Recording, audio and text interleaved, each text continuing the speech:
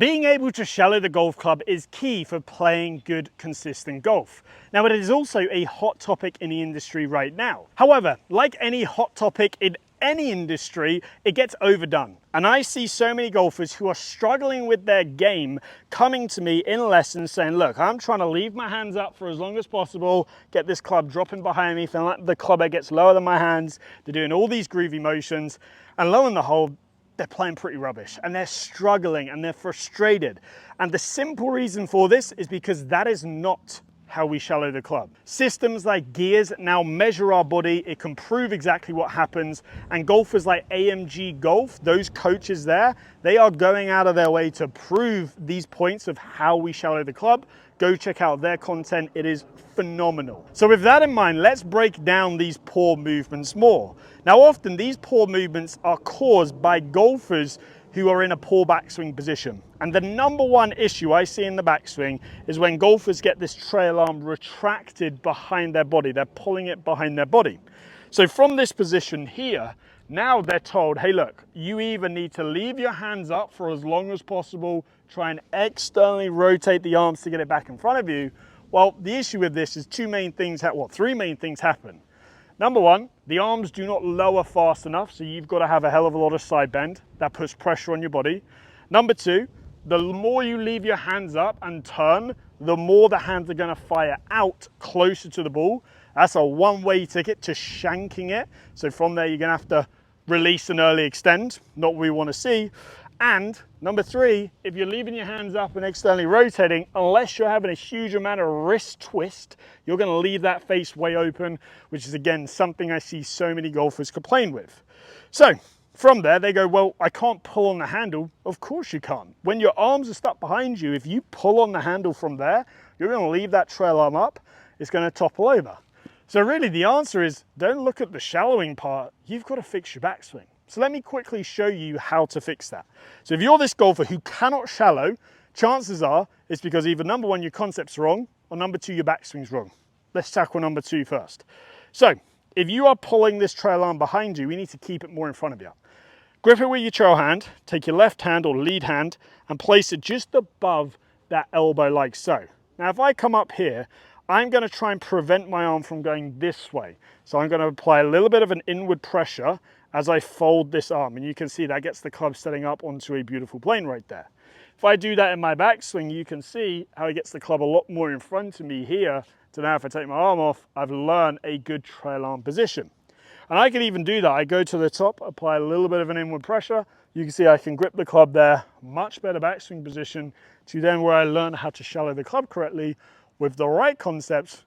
Everything just falls into place. So let's go into how to fix the concept. So assuming that your arms are in front of you, they're in a decent position. And again, backswings look different, so they don't have to be perfect. You just need your arms in front of you.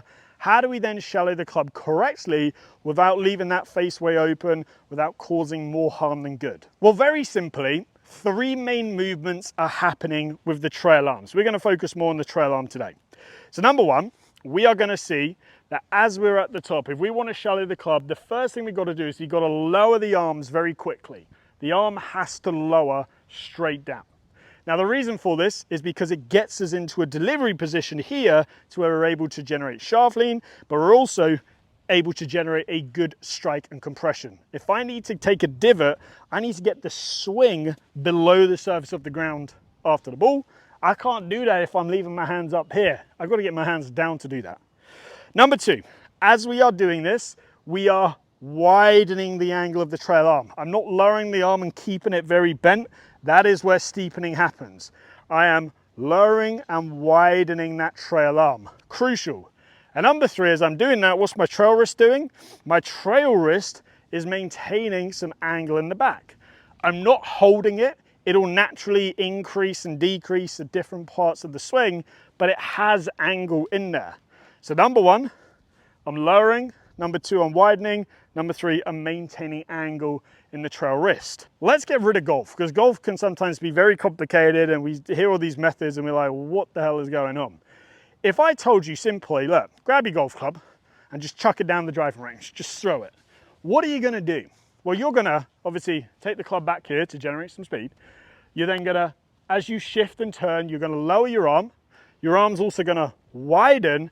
There's going to be some angle in your trail wrist, and then you're going to release it. You're not going to see somebody try and throw a club like that, because that just looks crazy, right?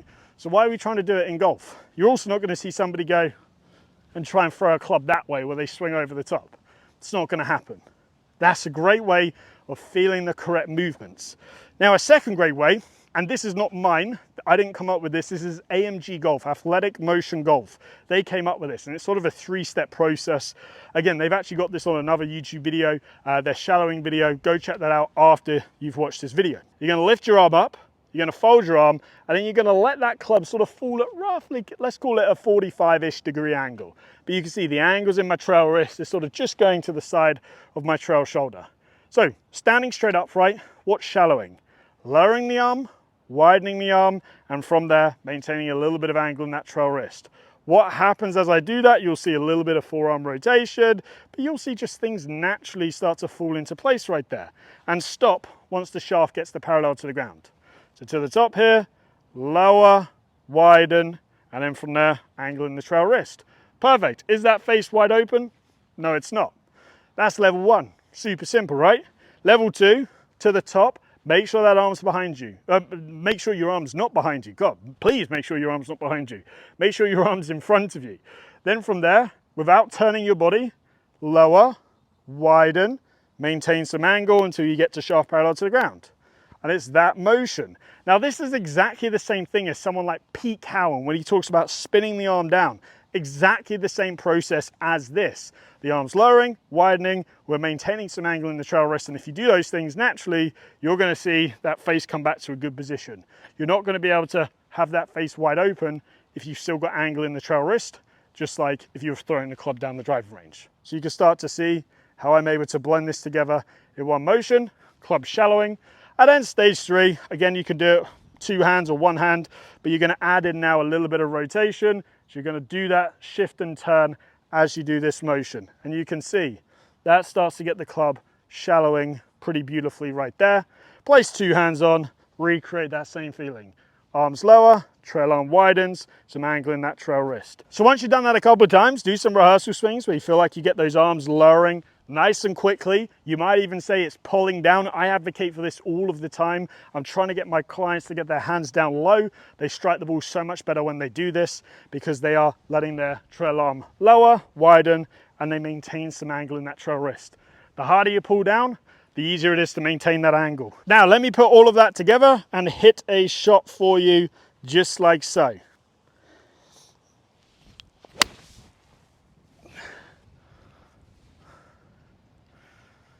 So there you have it. That's how you shallow the club correctly. It's not these crazy movements. It's a subtle movement.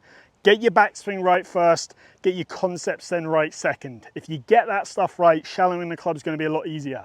Now, if you want more one-to-one help, I offer online coaching on the Skillest platform. The link is down below in the description.